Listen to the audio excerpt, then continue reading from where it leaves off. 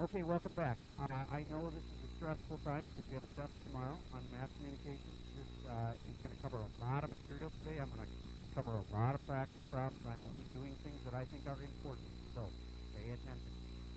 All right, here we go. First thing, you got to know how to find the common denominator. So if you can't do this, you've got to figure out how to do this right now. 1 over sine x plus 1. You need to be able to add things like that. So find a common denominator for these two and add them together. They can both be fractions. As soon as you make this 1 over 1, then you can make it a common denominator on both and then add them together. Here's another one that I want you to try. I'm going to give you 3 things to work on. This one I want you to just factor. And I want you to think of this a lot like x squared minus 4. You know how that factors? This, sine squared minus 1, factors the same way. Then, this is one you're supposed to have memorized. Sine of 2 theta. If you don't have it memorized, you better look it up. Memorize. So, this is going to be a difficult problem. Sine of 2 theta over 2 cosine theta. That's the problem. Well, that's the second one, guys. All right, so back, and by now you should have known how to find a common denominator. You're not allowed to just forget stuff that you've learned before. I mean, I know you have to be able to bring it back and use it on new problems. You get that this is sine x over sine x. That's how you get a common denominator. You multiply by something on the top and bottom that will make them both have the same form. So now I have 1 plus sine x, or 1 times sine x. 1 plus sine x all over. Now, that is the question I told you to add them together. How many of you were able to get the common denominator and get that right? All right, so you should be able to handle it. I want to stop for a second and do more of that. Don't think that's going to go away. 1 over cosine x plus, please do what I just showed you how to do. You got to focus on this. I know you're talking about math. You need to focus on that right there.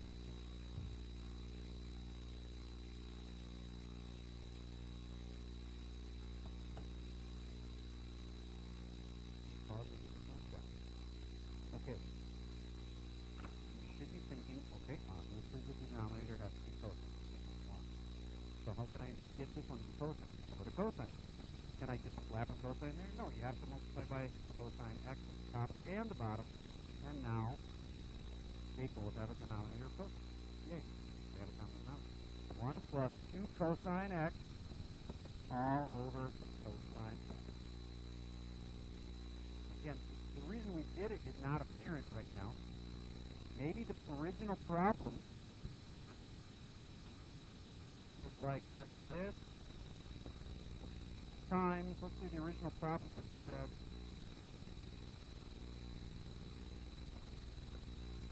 cosine x over 1 plus 2 cosine x.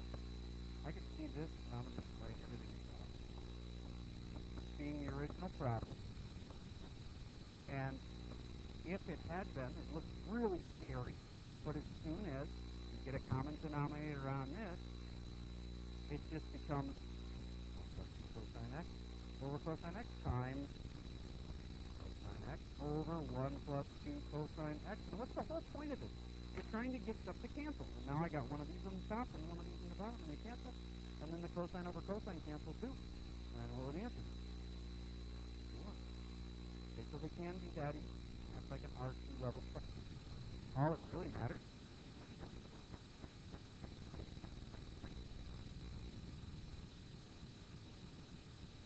Yep. If your answers can, as long as they don't have functions in them, this can be an okay answer to a simple problem. A lot of times they'll just go, but it can also come up with like 1 plus. All right. So that's finding the common denominator. Again, if you don't get common denominators, you're totally toast. So I'm going to make sure you get this. 1 or 2/3 plus 1 over cosine. Would you please add those together? A common denominator.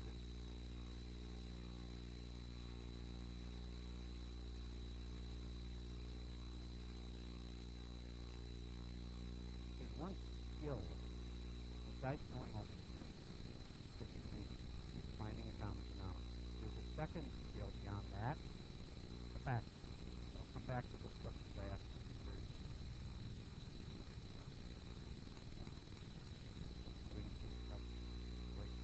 All right. So we'd be putting a cosine x here, cosine x here. Why? Because now I have a 3 cosine x here. And wait a minute, that doesn't have a 3 cosine x. So what do you multiply by over there? 3 over 3. That way they both have a denominator of 3 cosine x. So let's sketch up.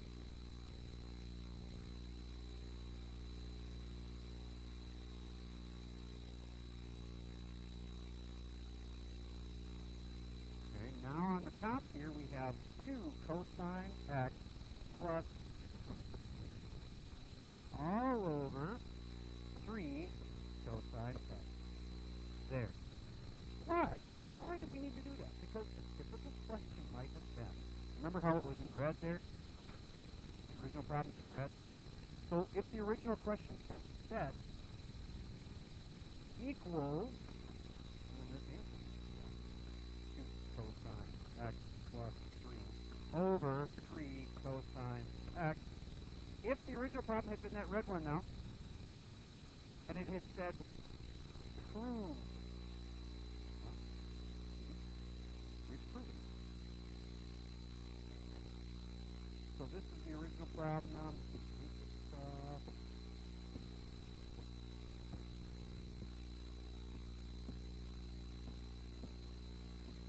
And once we got a common denominator, this thing was equal to that.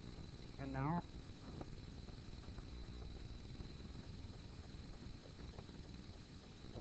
really a lot of these problems are just about, haven't you guys had trouble with finding common denominators? And that's probably explaining why you probably have trouble with a lot of these. All right, yes?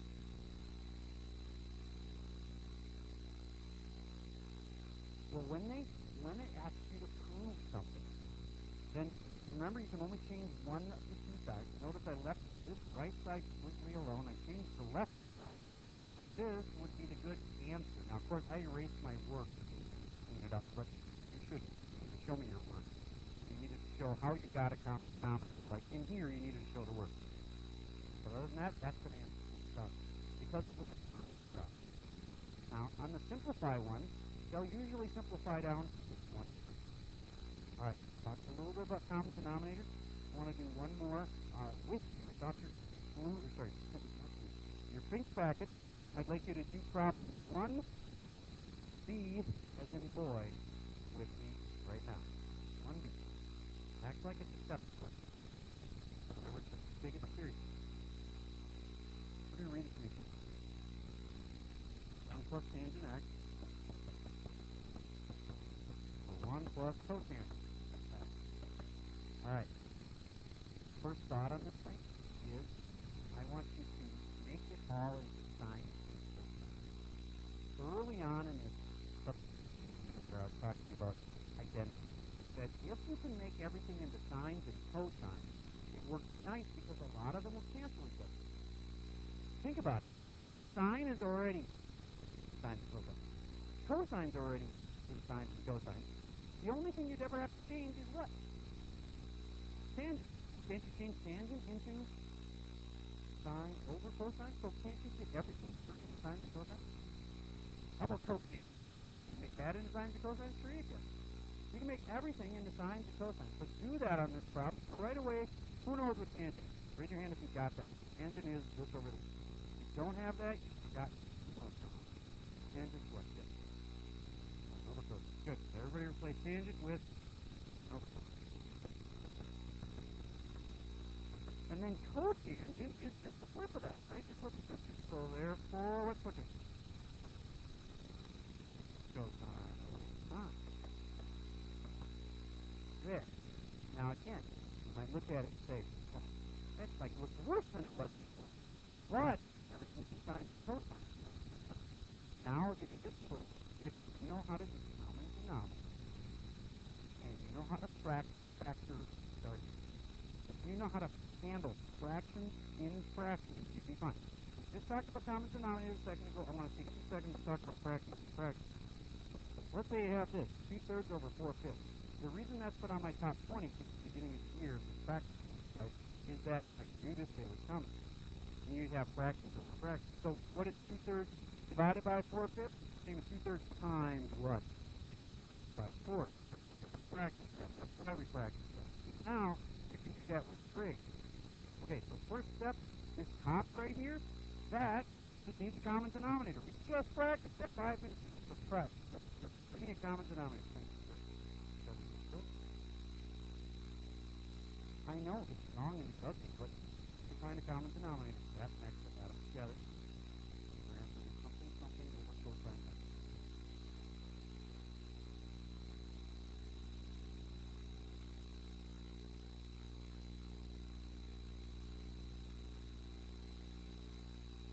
Alright, this one here, I'm going to replace with a 1/1 first, just to kind of make it fun.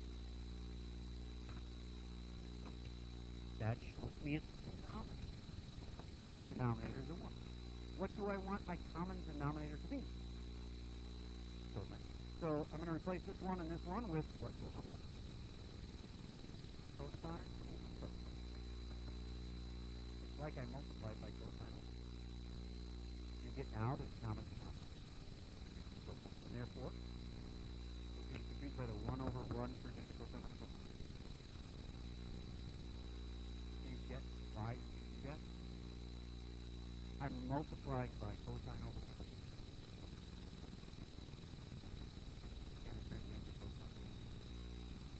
Do you agree that if I divide that, it actually is 1?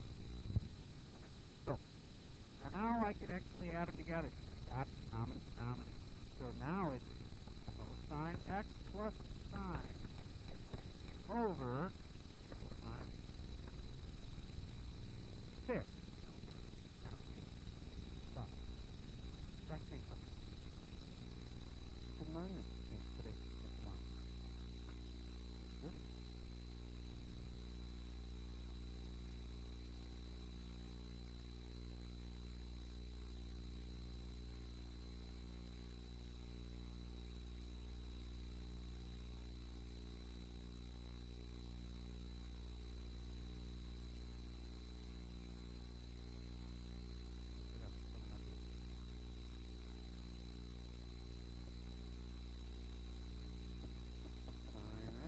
Sine x. And now,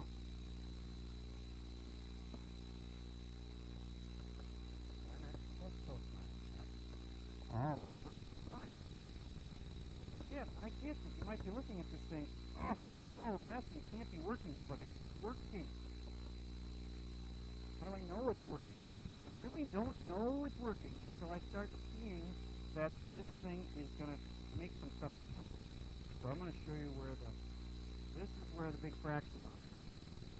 The top is a fraction, the bottom is a fraction, sign you're on the right track. Top's a fraction, the bottom's a fraction, that's what brings up something like I was just doing 2 seconds ago. You got to change from multiply by, flip the bottom, like that. We're going to do that same thing with our sine and cosine. So, top right here, drag it down. The bottom's right here, but the thing is, it's not going to be right. And I got to flip it anyway. See how the bottom one has to be flipped and multiply it by the reciprocal sine x over sine x plus cosine. And all of a sudden, all that work paid off. You get this that.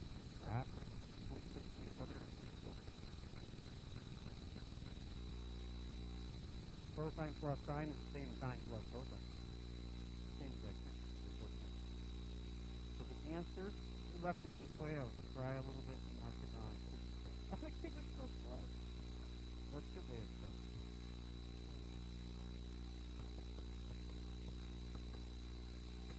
Alright.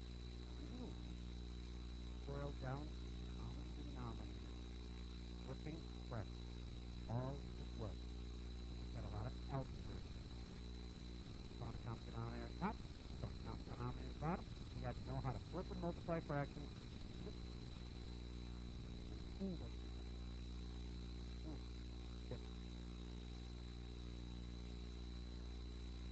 Yep. Did you know that tangent sine over cosine?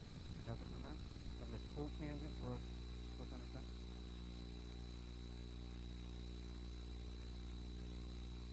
You could have. Yep.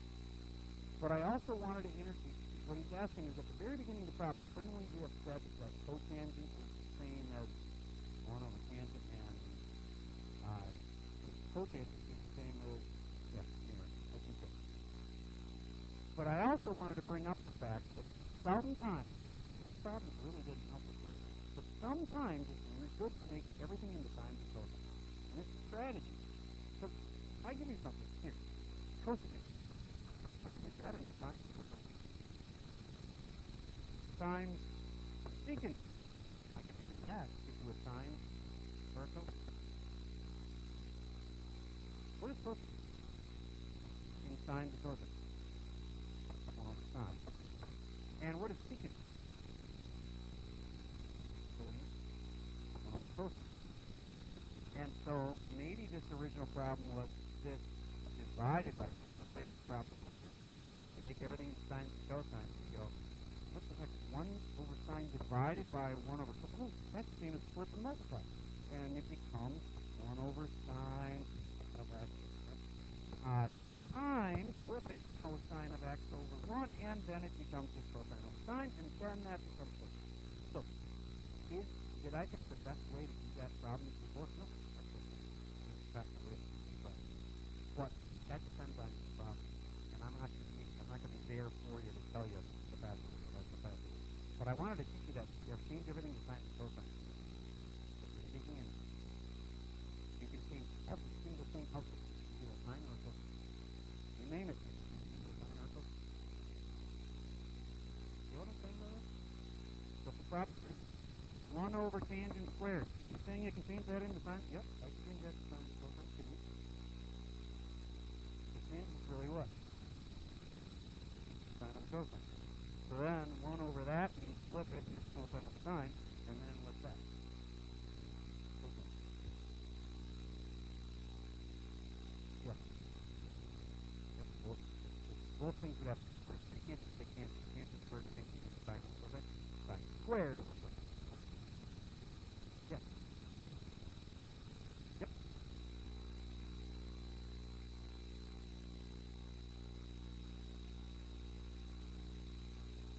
Okay, the word. Okay, the one with the cos is cosine. That here. You use those. Question. Anytime you're doing one of these problems and you see something squared, then you got to pull up the right one of these that goes with it. Like for instance, let's say the problem says cotangent squared plus 1 is over sine.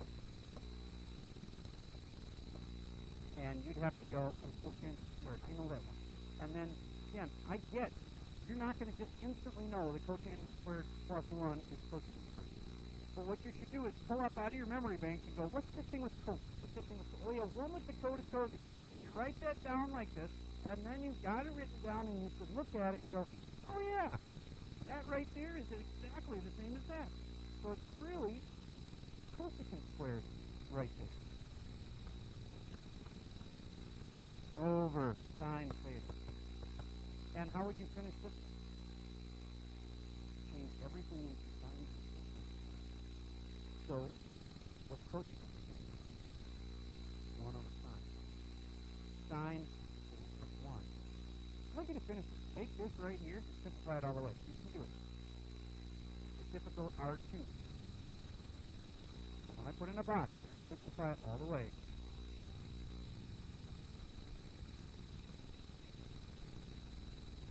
At this point, I would make them all into sine and cosine.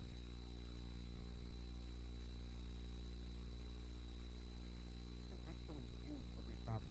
Some of it's really messy. But take any function of the field.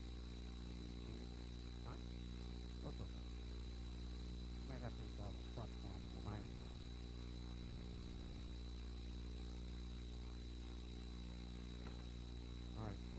doing to simplify this guy was, you should have been saying, okay, what's the thing I know about cosecant? Well, it's either change it back to like that 1 with the cosecant thing and change it back to a 1 with the cotangent. That's what the problem was in the first place. I don't want to do that.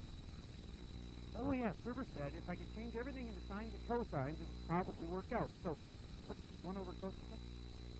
What's cosecant? 1 over sine squared. And then sine, oh yeah, this is a fraction over a fraction. He said to watch out for that too. So it's a fraction over a fraction, so then it flips and multiplies, and it becomes 1 over sine squared times, flip it, 1 over sine theta. And the good part is now it's all going to go together. It's all going to be 1 over sine cubed theta. With sine squared times another sine and a sine cubed. I know it's not very satisfying. You wanted it to just be one function. Should I make it one function?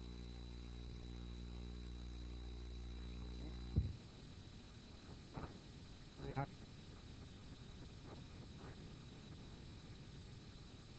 Oops.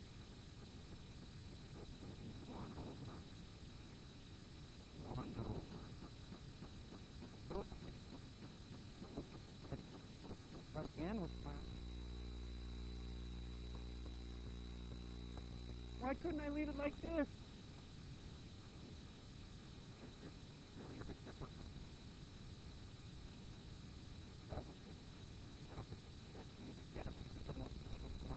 Gotta admit,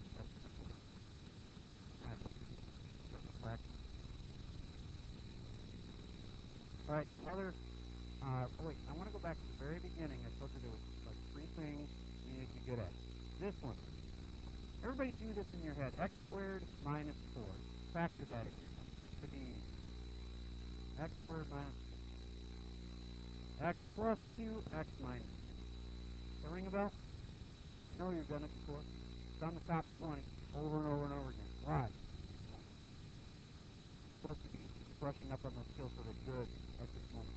Okay, so then, what's sine squared minus 1? It's a lot like if you had x squared minus 1. Can you factor that? Yes, same thing.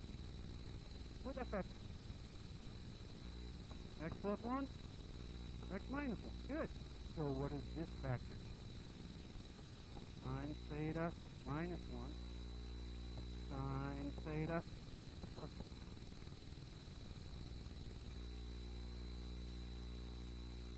Just exactly as if this was an x. X squared minus 1. Factor. X plus 1 and x minus 1. But it's sine minus 1 and the sine 1. Alright, let's step up this back for a second. Let's say I had cosecant squared minus 1 over cosecant plus 1. Now, this is one where every problem we change from sine to cosine. This one would make it way harder to change everything from sine to cosine. This is one where you should notice, oh, that's that factoring kind. Told us how to factor those. Factor it. You got a factor? Remember my saying, if you can factor, you should? Another. Why? Right here.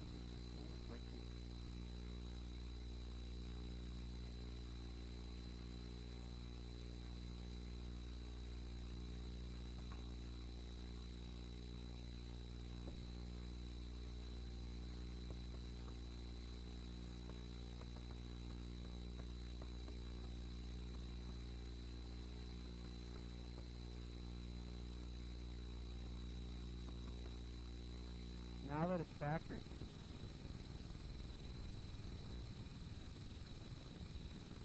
that is identical. Final answer, cosecant theta minus 1. I know it's annoying to have a minus 1, but some of your answers simplified as far as they can go. They'll have like a minus 1 or a plus 1. Nope, because that would be more complicated. You get how, if I change this, it'll be a 1 over sine, and now it's more complicated than it was.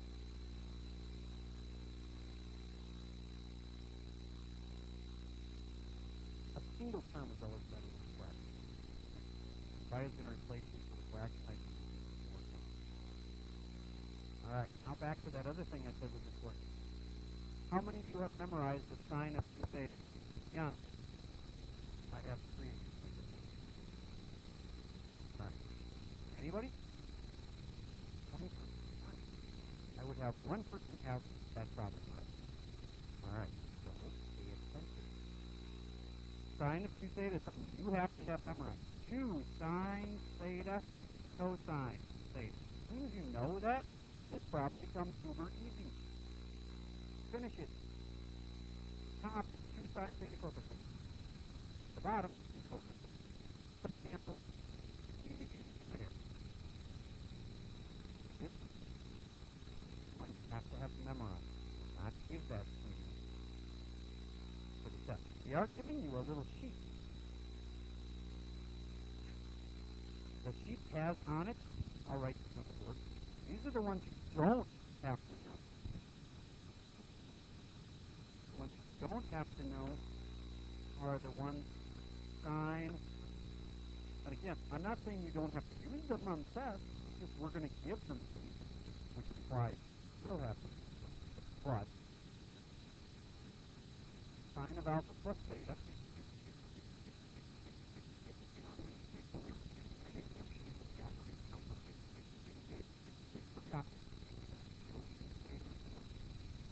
one you're going to not have to have memorized because we're going to give you this sheet. And the other is cosine of 2 theta. This one has 3 options for all the given. These are given to you on the test. Do not memorize them.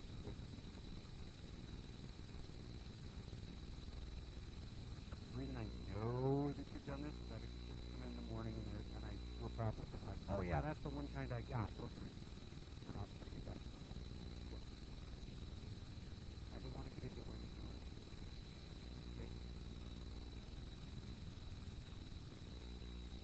Okay, these are the double angle identities you learned on the math. It was given to you,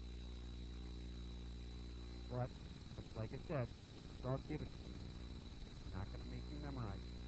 But we are going to make you memorize sine of 2 theta. So it's not going to have to memorize it. Okay. 2 sine theta cosine theta over 2 cosine theta. Please tell me at least that if it gets to here, you can see that it's stuff cancels, right? So the 2 cancels. Yep. What else here? Cosine. What's done? What's left?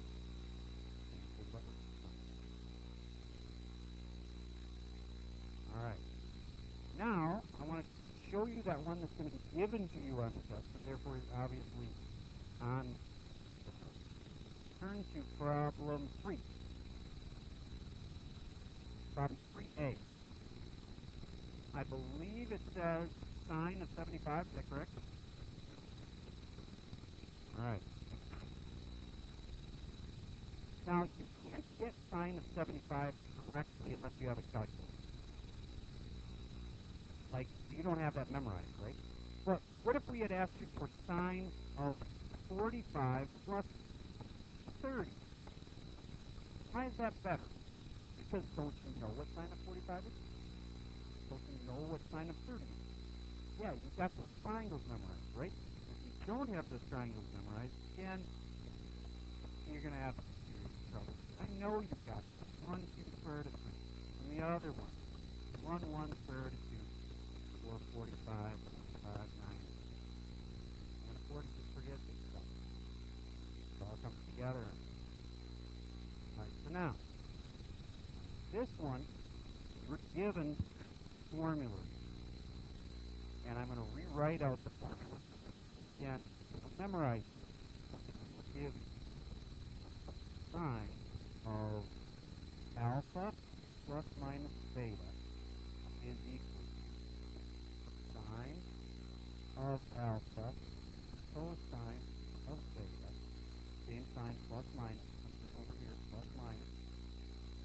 And then it's cosine of alpha sine of beta. That's the formula. That's not the answer, it's the formula. tells you how to find these. You've got a full day on it. One of your days. So now I go, okay, alpha is 45. See, there's alpha and there's beta. That's like alpha and beta. Two parts that we divided in. So this is 45. Third. 45. Third. Now your problem just applies.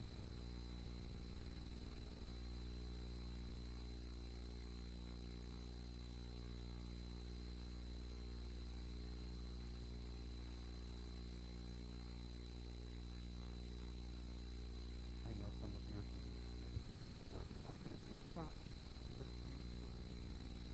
I don't understand how that would happen, but you're on your test tomorrow, whether or not.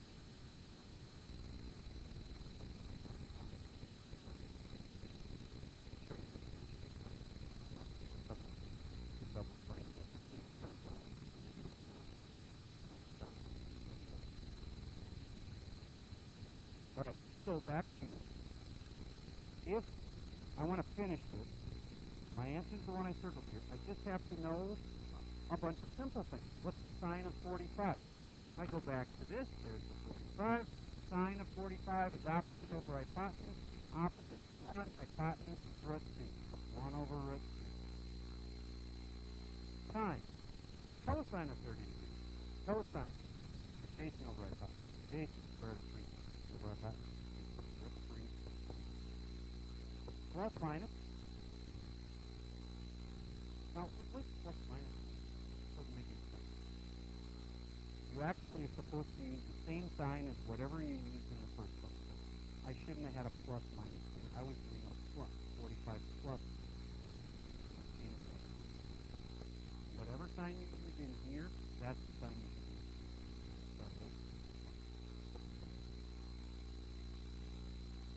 Now cosine of 45. Cosine. Adjacent over hypotenuse. Adjacent. 1. Hypotenuse. Sine of 30. You have to memorize it by now. I told you a long time ago. Sine of 30 is that. Otherwise, you could go there. I think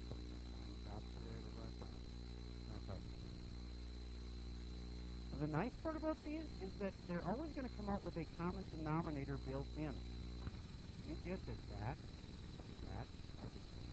already has a common denominator. Therefore, easy to finish. 1 times root 3 is root 3. Plus 1 times 1 is 1. All over the common denominator. Instead of putting the root 2 first, usually you put the 2 first. An example of that. Anybody have that right before I got there? Okay, so let me show you the question about this. You do not have to have this part in here. That's just the formula that tells you you can do it. Okay.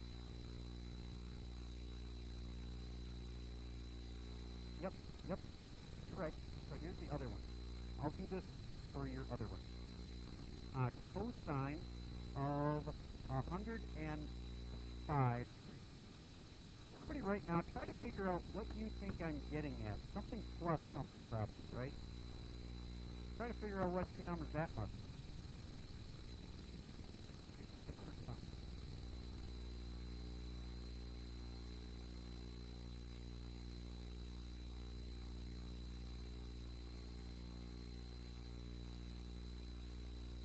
Don't use numbers like 75. You don't know cosine of 75. What do you know?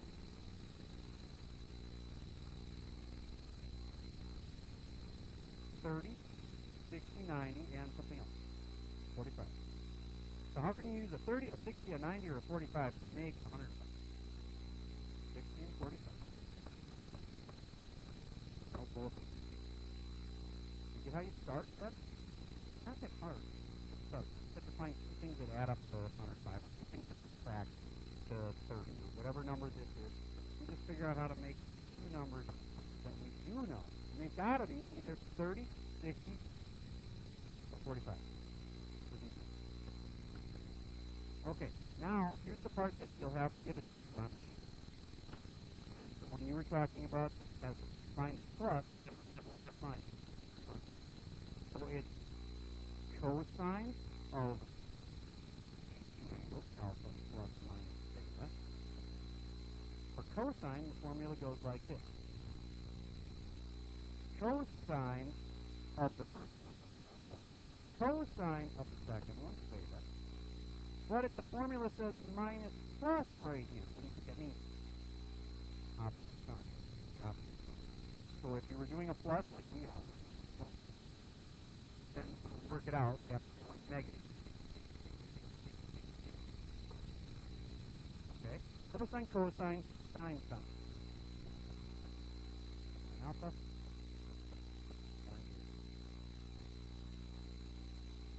That'll be given to you.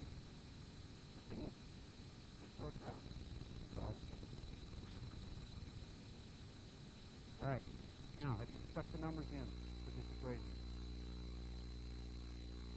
Yes? No? Okay, you got it. Know the numbers, they're on the board. Stick them in for this formula.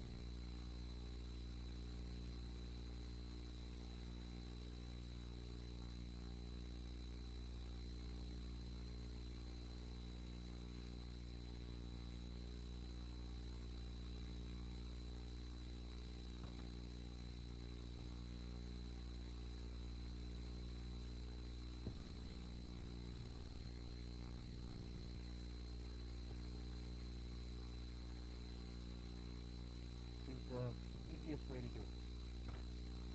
I'm going to erase my alphas and betas. Just look first before I do it. What's alpha in my problem? 60. So I'm going to replace alpha. Replace it with alpha. I'll put what? 60. And then I'm going to replace beta.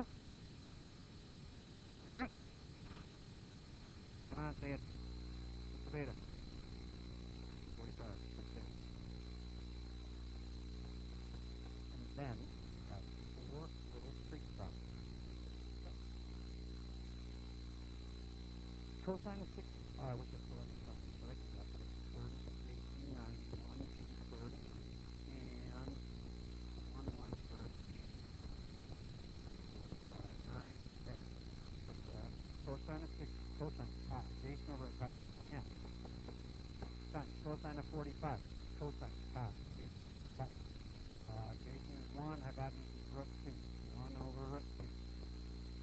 Plus, minus. Wait a minute. Should I use plus or minus? Minus. Because in the problem, I had a plus. Therefore, I should use the opposite.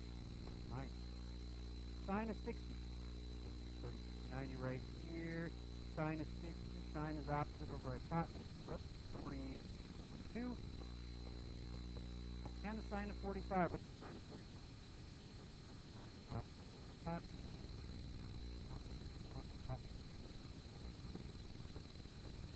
Remember me saying that you could always have a common denominator? Does it? So, 1 times 1 is 1. Minus root 3. 1 minus root 3. All over. How many of you had that before I got to it? All right. Yes.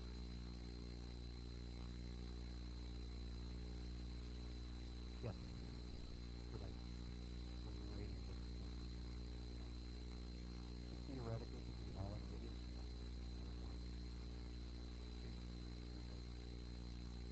all right. I'm going to ask you some now that are more like right off. But you got to have to memorize them and try to work through a few of them. I want you to clip your back, pack it all the way shut.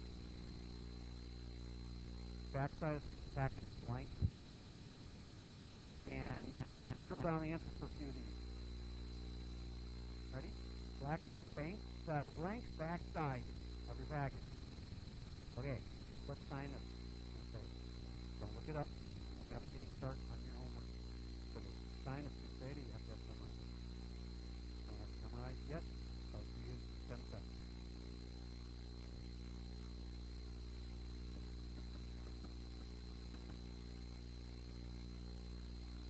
That one is 2 sine theta cosine.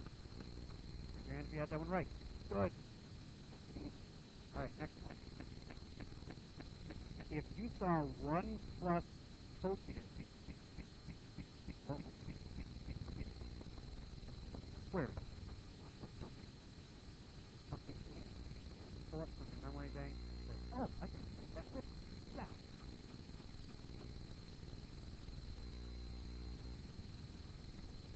Did you say the one with the coat is cosine?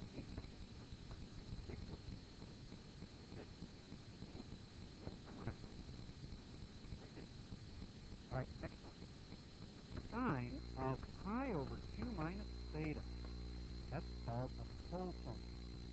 Its cofunction could be replaced. You could pull this out and put in its cofunction. What is the cofunction to sine? Cofunction sine. What is it? Cosine. Cosine of what? On your list. Unless you stop taking notes. Your list. It's one of the hardest parts. All right, how about this one? Sine of negative theta. Remember, this is all about the negative? It's sine theta. It's just a question of whether or not it's negative sine theta or sine theta. I'll tell you, this one's negative sine theta. Cosine on this one is the one that does not have a negative. And I'd wait if I were you. I'm almost going to leave me like 1 second here. You notice that there could be one spot in here that does not have a negative. Alright? That's another set of identities. Everything I have just done with you are things you have to be able to do for the test. I'll be here tomorrow morning if you want to come in for extra help. If you want to fail the test, don't study tonight and just come in the morning. It'll work. You'll fail. Study tonight and then maybe also come in the morning. I'll be here from 14:30. Have a good day.